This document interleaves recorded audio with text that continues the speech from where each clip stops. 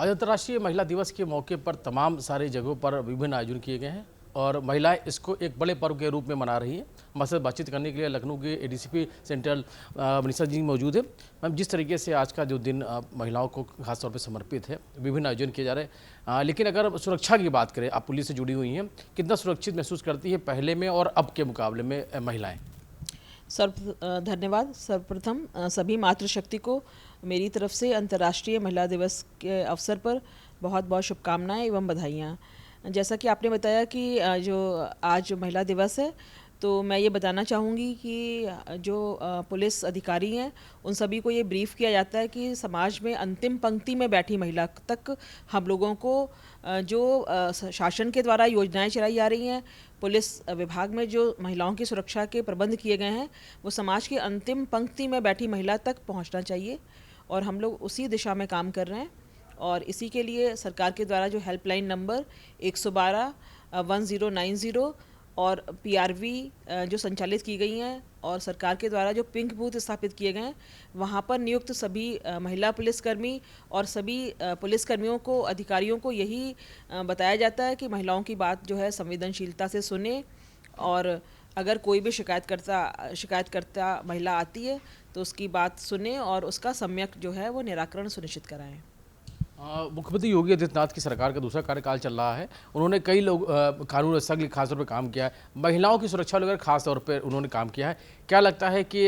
इस सरकार में लगातार जो दूसरा कार्यकाल है, इसमें महिलाओं की सुरक्षा को लेकर कितनी चीज़ें और की गई हैं और जो अपराध है उसमें कितना रोक लगा, महिलाओं के साथ जो अपराध होते थे? देखिए, सेफ सिटी परियोजना जैसे कि आपको जानकारी में है, उत्तर प्रदेश में लखनऊ में चल रही है। सेफ सिटी परियोजना के अंतर्गत जितने भी महत्वपूर्ण स्थान हैं, पब्लिक प्लेस है, वहाँ पर हाई सेफ सिटी योजना में बहुत अच्छी क्वालिटी के सीसीटीवी कैमरे लगाए गए हैं और साथ ही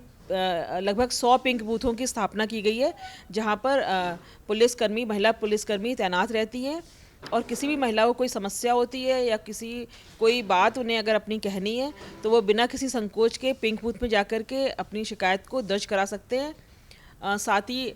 जैसे कि अगर कोई संदिग्ध व्यक्ति या किसी का हमें देखना है तो एक तीसरे नेत्र की तरह जो है वो सीसीटीवी कैमरा जो है वो कार्य करता है, तो हम लोग वहाँ से भी पूरा जितना जो भी चीज़ें हैं वो वहाँ से देख सकते हैं और इससे अपराधों के अनावरण में भी बहुत ज़्यादा कारगर साबित हुए हैं। विभिन्न तरह के त्यौहार आयोजन होते हैं जहाँ भीड़ भाड़ रहती है। आमतौर पर ऐसी जगहों पर ऐसे मनचले लोग जो छेड़खानी करने के लिए महिलाओं के साथ वहाँ भीड़ का हिस्सा बनते थे, उन पे कैसे लगाम लगे, क्योंकि ऐसी शिकायतें बहुत कम हो गई हैं? देखिए, ऐसा कि एक तो प्रत्येक थाना स्तर पे एंटी रोमियो स्क्वाड है, जिसका एक प्रभारी के तौर पर सब इंस्पेक्टर और उसके साथ में महिला कांस्टेबल नियुक्त रहती हैं, जो कि मार्केट प्लेसेस, जो सार्वजनिक स्थल है, वहाँ पर लगातार भ्रमणशील रहते हैं। और कुछ हमारे पुलिसकर्मी जो हैं वो सादे वस्त्रों में भी तैनात रहते हैं, ताकि वो एक गोपनीय रूप से भी जो सूचनाएं हैं और लोगों की जो गतिविधियां हैं वो उसको नोट कर सकते हैं। साथ ही पिंक, जैसा कि मैंने बताया, पिंक टीयूवी होती है,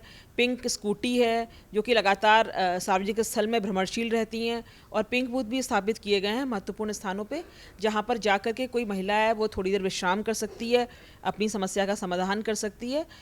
और भी कोई अन्य बात है वो कर सकती हैं। और हमारी पिंक बूथ की महिलाएं 112 की जो पिंक स्कूटी है उसमें जो नियुक्त महिला कर्मी पिंक टीयूवी में वो जगह जगह जाती हैं, जो बच्चियों के स्कूल हैं वहाँ पर बाहर आते समय ज़रूर निगरानी रखती हैं। और साथ ही जो हेल्पलाइन नंबर हैं जैसे 112 और 1090, ऐसे हेल्पलाइन नंबर और जो साइबर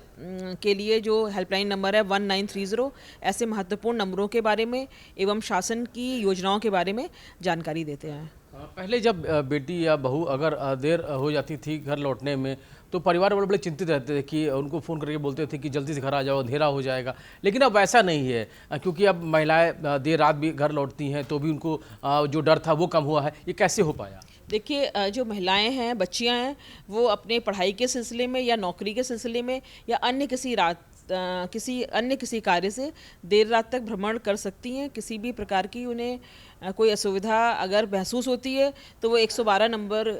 फ़ोन करके, कई बार ऐसा भी होता है कि अगर रात हो जाती है और कोई साधन नहीं है या वो असहज महसूस कर रही हैं तो पीआरवी की गाड़ी भी उनको अपने गंतव्य स्थान तक छोड़कर आती है। तो कभी असहज परिस्थिति में वो 112 की सहायता इस तरीके से भी ले सकती हैं। बाकी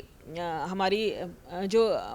स्थानीय पुलिस है, पिंक ट्यूवी, पिंक पेट्रोल गाड़ियां जो हैं वो लगातार भ्रमणशील रहती हैं। तो निश्चित रूप से महिलाएं, ऐसा नहीं है कि शाम आराम से वो रात्रि तक और जब तक उन्हें कार्य है तब तक वो भ्रमणशील रह सकती हैं। तो बिल्कुल, अब लखनऊ पुलिस की बात करें या पूरे प्रदेश की पुलिस की बात करें तो लगातार अपराधियों पे जहां नकेल कसरती आ रही है, वहीं जो महिलाएं हैं खासतौर पे उनकी सुरक्षा को लेकर तमाम सारे ऐसे कदम उठाए गए, इनकी वजह से आज महिलाएं भी पूरी तौर पे सुरक्षित महसूस करती हैं, चाहे वो देर शाम हो या रात का भी वक्त हो। तो ऐसे में भी महिलाएं हैं वो सुरक्षित यात्रा के साथ अपने घर आसानी से पहुँच सकती हैं। कुछ ऐसा ही माहौल बदलता हुआ आज के दौर पर नजर आ रहा है। दीपक के साथ रवि कुमार, इंडिया लखनऊ।